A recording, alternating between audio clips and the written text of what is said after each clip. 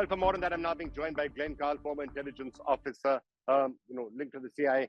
Glenn, you've been looking at these latest statements that are coming up, and obviously there's a lot of interest around the world. What do you make of the fresh developments?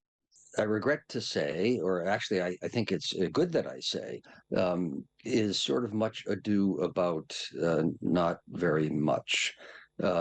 The gentleman, the Secret Service officer who has come out with this new book or these new revelations now 60 years after the fact, he has actually stated publicly at the 20th anniversary of the assassination, and I think at the 50th also, they completely contradict what he wrote in his reports while serving as a Secret Service officer in the days following the assassination. I'm afraid that the facts don't substantiate what the gentleman has recently said. Well, Glenn, if you have to ask a lot of people, they still wonder about this. They still think there's a conspiracy. They wonder about the shooter on the grassy knoll. A lot of people have seen the Kevin Costner movie and JFK. So those questions around the assassination aren't going away.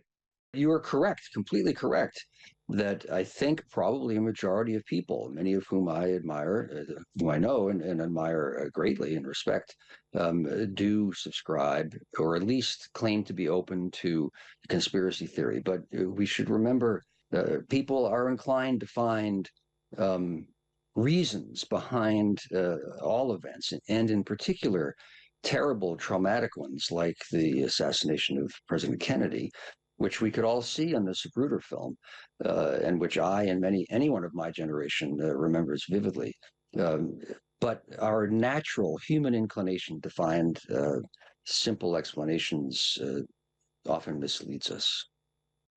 So, Glenn, your opinion and the opinion of those whom you've interacted with in the intelligence community, there was no conspiracy and there was only one shooter, Lee Harvey Oswald? Yeah, yes, I think the simple answer is yes, that is correct. Also, we aren't any different than anyone else, except that some of us will have worked directly on some of these issues.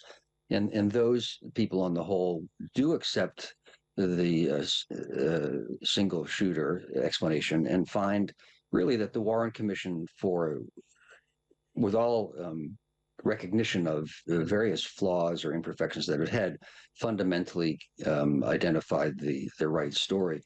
Also about single shooter, seemingly the Cubans knew in advance that Oswald was going to do this, but didn't inform the CIA for understandable reasons, because the CIA and the United States were trying to overthrow Castro.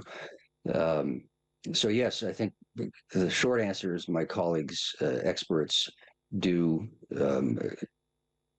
subscribe to the mainstream explanation of the Warren Commission, the single shooter, and don't accept the second shooter conspiracy.